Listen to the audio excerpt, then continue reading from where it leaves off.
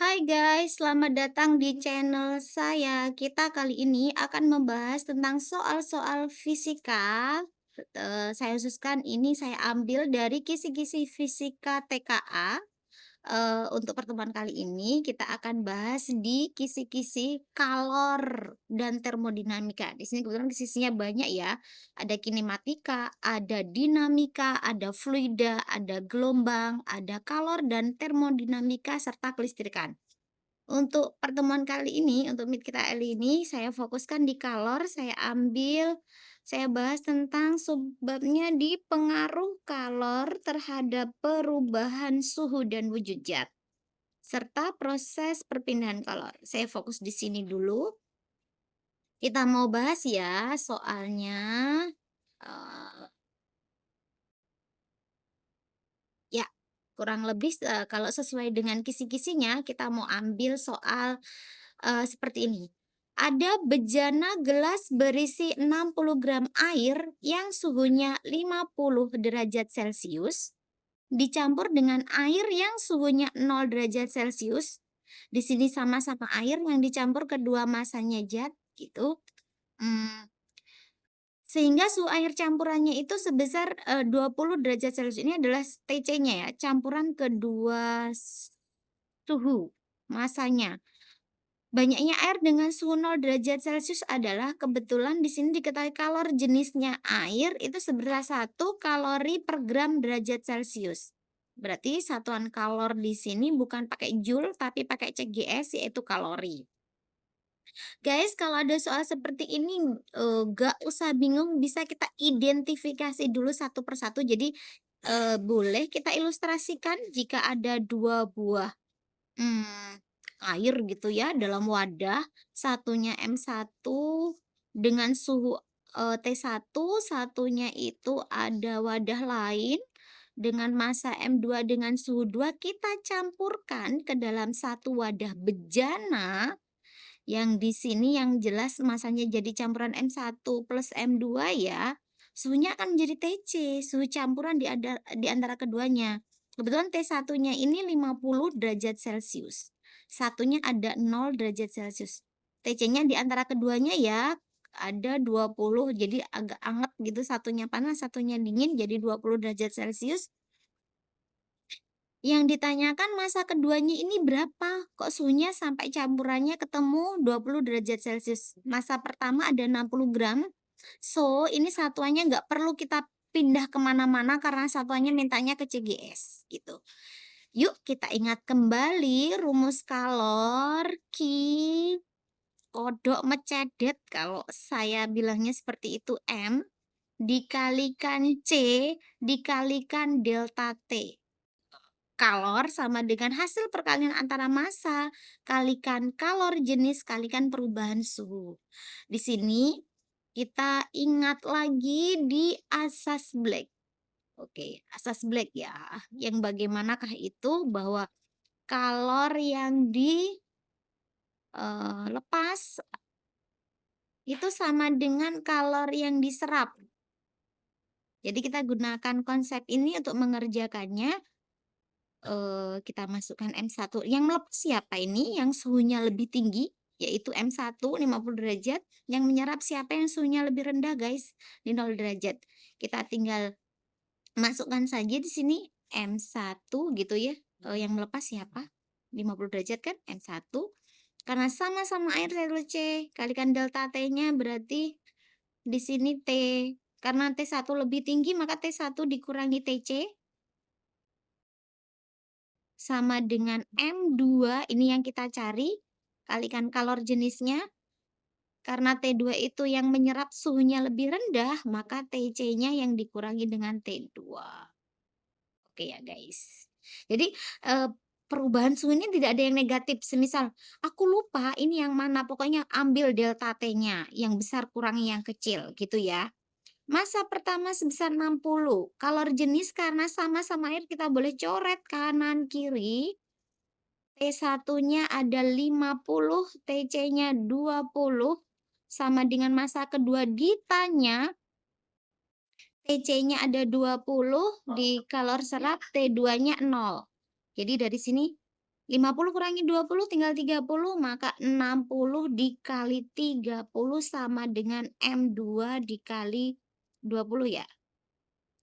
Ini boleh coret nolnya kanan kiri untuk mempermudah kita menghitung, maka tinggal M2 yaitu 60 dikali 3 dibagi 2. Berarti berapa ini? 60, 6 bagi 2 aja 3 ya guys.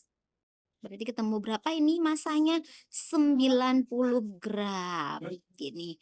Jadi yang kita ingat yang pertama yaitu di rumusnya si kalor, yang kedua tentang asas Black untuk menyelesaikan soal ini. Oke, saya harap kalian tidak ada kesulitan jika ada soal seperti ini. Ini kita mengingat-ingat aja kembali gitu ya. Next, yuk coba. Oke, amati. Nanti bisa skip video ini untuk mengerjakan soal tentang yang tadi serupa. Perhatikan soal ini ya. Ada sebuah wadah berisi 150 gram air panas bersuhu 80 derajat Celcius dicampurkan dengan air dingin yang bersuhu 20 derajat Celcius. Setelah mencapai kesetimbangan termal, suhu air campurannya 50 derajat Celcius. Berapa massa air dingin yang ditambahkan tersebut? Yuk coba, boleh skip video ini sebentar untuk mengerjakan. Nanti bisa kalian jawab di kolom komentar. Kira-kira soalnya yang mana ya?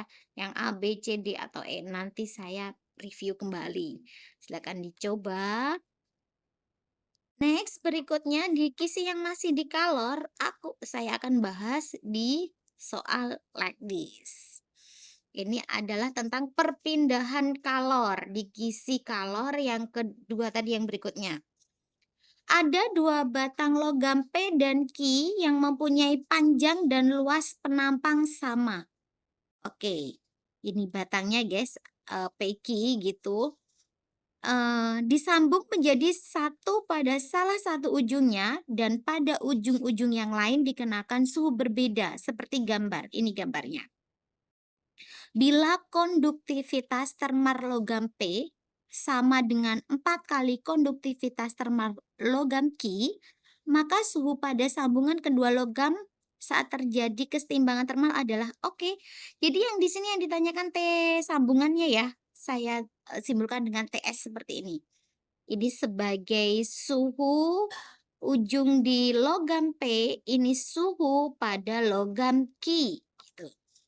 Di sini ada apa ya? Ada konduktivitas termal. Ini konduktivitas termal itu disimpulkan dengan K, guys. Berarti dari soal ini kita harus ingat lagi bahwa kalor tiap satuan waktu atau di perpindahan kalor disimpulkan dengan H, itu ada rumus K, konduktivitas termal dikalikan dengan luas penampang masing-masing logam, kalikan dengan perubahan suhu dibagi dengan panjang si logam. Dari sini karena luas penampang dan panjangnya sama, jadi L sama si A-nya itu sama, berarti ini hanya akan sebanding dengan apanya nih? Sebanding dengan K dan perubahan suhunya. Oke guys, so kita bisa masukkan di sini ya. Jadi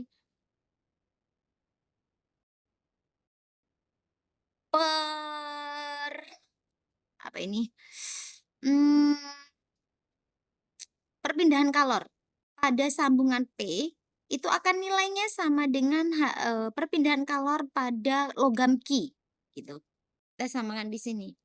A sama L-nya abaikan. Kita substitusi rumusnya dari sini berarti cukup K-nya P dikalikan delta T-nya P. Itu nilainya akan sama dengan K-nya si Q, konduktivitas termalnya Q, dikali dengan perubahan suhunya logam Q. Namanya perubahan suhu tidak ada minus ya guys. Nanti suhu yang tinggi dikurangi dengan yang rendah, suhu yang tinggi yang dikurangi dengan yang rendah.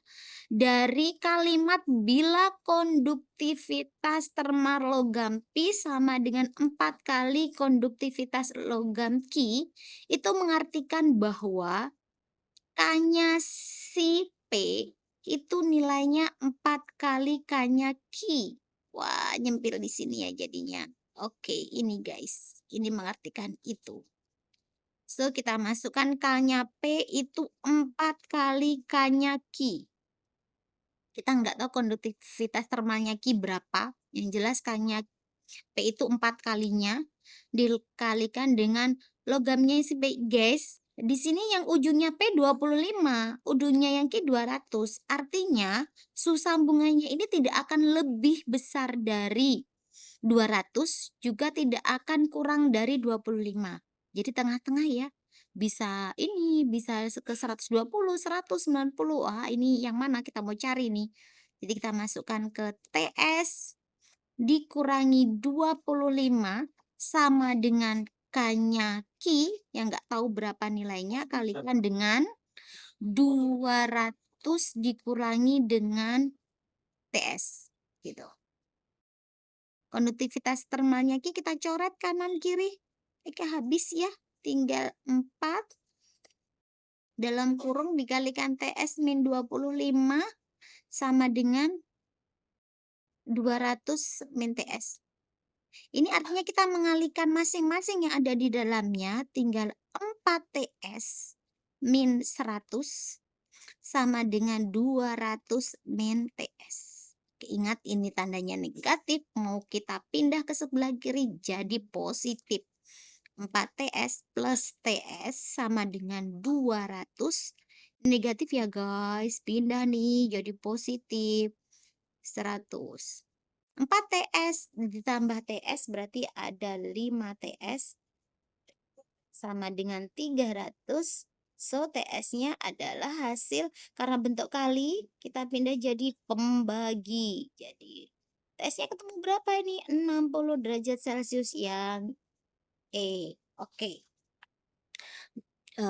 Silakan boleh komen jika misal ada yang mau ditanyakan, boleh komen aja guys. Jadi kisi berikutnya segampang ini ternyata, nanti tinggal perhitungannya aja ya. Next, bisa buat latihan yuk. Ini ada soal serupa, yaitu berupa perbedaan rasio konduktivitas kayak yang tadi guys. Berikutnya sama sih, perbedaan ujungnya juga. Bisa kalian skip video ini untuk mengerjakan soal serupa nomor 1 dan 2. Boleh kalian jawab di kolom komentar untuk latihan. Oke, see you. Semoga TKA-nya sukses ya. See you, see you.